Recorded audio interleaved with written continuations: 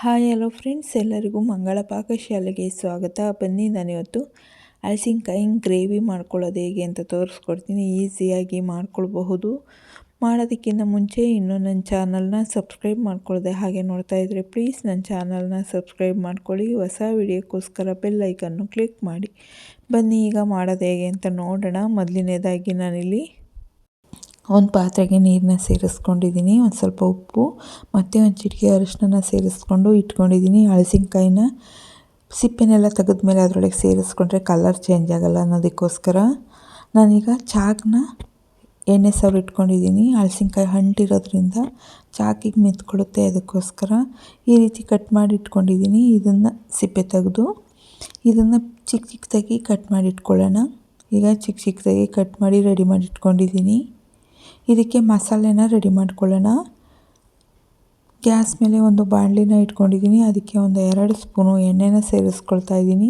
ಎಣ್ಣೆ ಚೆನ್ನಾಗಿ ಕಾದ್ಮೇಲೆ ಒಂದು ಮೀಡಿಯಮ್ ಸೈಜ್ ಒಂದು ಈರುಳ್ಳಿನ ಕಟ್ ಮಾಡಿ ಸೇರಿಸ್ಕೊಳ್ತಾ ಇದ್ದೀನಿ.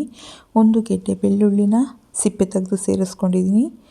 1 ಇಂಚು ಶುಂಠಿ, ಒಂದು ಸ್ವಲ್ಪ ಚಕ್ಕೆನ ಸೇರಿಸ್ಕೊಂಡಿದ್ದೀನಿ. ಒಂದು 4ರಿಂದ 5 ಕಾಳು ಮೆಣಸು, ಒಂದು 3 ಲವಂಗನ ಸೇರಿಸ್ಕೊಂಡಿದ್ದೀನಿ.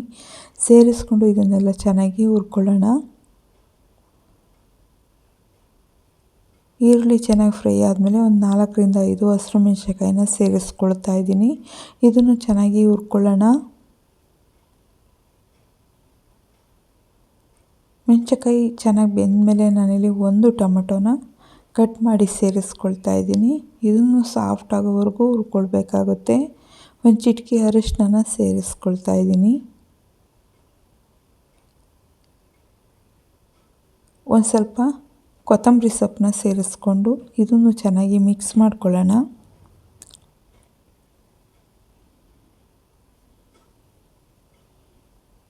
ಕೊತ್ತಂಬರಿ ಸೊಪ್ಪು ಸಾಫ್ಟ್ ಆದಮೇಲೆ ನಾನಿಲ್ಲಿ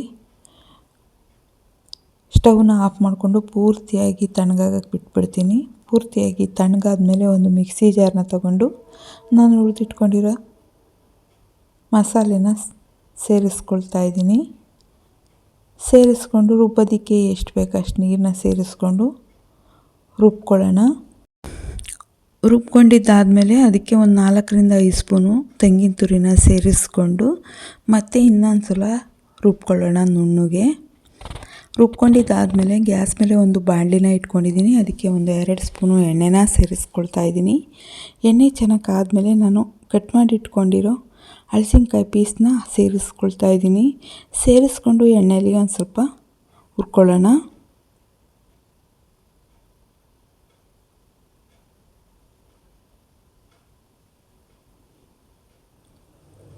ಎಣ್ಣೆಯಲ್ಲಿ ಚೆನ್ನಾಗಿ ಹುರ್ಕೊಂಡ್ಮೇಲೆ ನಾನು ರುಬ್ಬಿಟ್ಕೊಂಡಿರೋ ಮಸಾಲೆನ ಸೇರಿಸ್ಕೊಳ್ತಾ ಇದ್ದೀನಿ.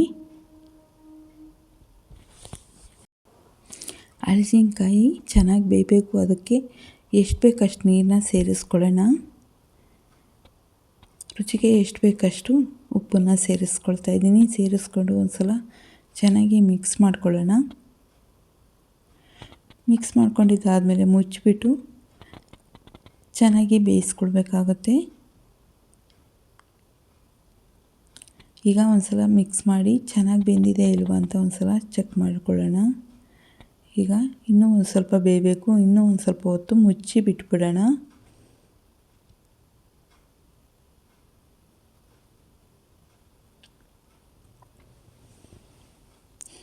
ಈಗ ಚೆನ್ನಾಗಿ ಬೆಂದಿದೆ, ಎಣ್ಣೆ ಎಲ್ಲ ಚೆನ್ನಾಗಿ ಬಿಟ್ಕೊಂಡಿದೆ.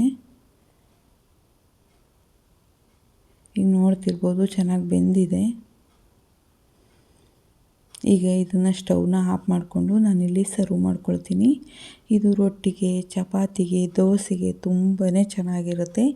ನಿಮಗೆ ಹಲಸಿನಕಾಯಿ ಸೀಸನ್ನಲ್ಲಿ ಹಲಸಿನಕಾಯಿ ಸಿಕ್ಕಿದರೆ ಖಂಡಿತ ಈ ಗ್ರೇವಿನ ಮಾಡಿ ನೋಡಿ, ತುಂಬಾ ಇಷ್ಟ ಆಗುತ್ತೆ. ನಿಮಗೇನಾದರೂ ಈ ವಿಡಿಯೋ ಇಷ್ಟ ಆಯಿತು ಅಂದರೆ ಪ್ಲೀಸ್ ಒಂದು ಲೈಕ್ ಮಾಡಿ, ಶೇರ್ ಮಾಡಿ, ಸಬ್ಸ್ಕ್ರೈಬ್ ಮಾಡಿ. ಹೊಸ ವಿಡಿಯೋಕ್ಕೋಸ್ಕರ ಬೆಲ್ ಐಕನ್ನು ಕ್ಲಿಕ್ ಮಾಡಿ.